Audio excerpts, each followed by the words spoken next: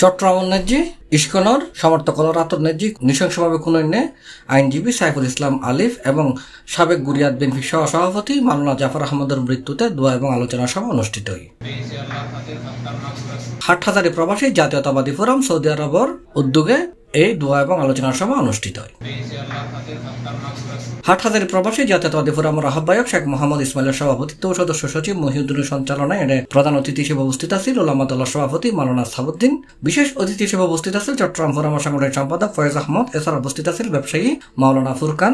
এই দোয়া মাহফিলত বক্তব্য রেখে জসিমউদ্দিন, আনিস, পারভেজ, বাতেন, জয়নাল, নজরুল, বাপ্পা, কুরশেদ, আব্দুল্লাহ হোসেন, আলমগীর, নাইম, ইমাম।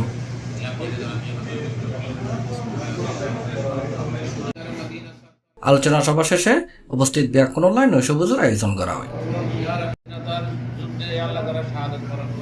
C+ TV Chittagong.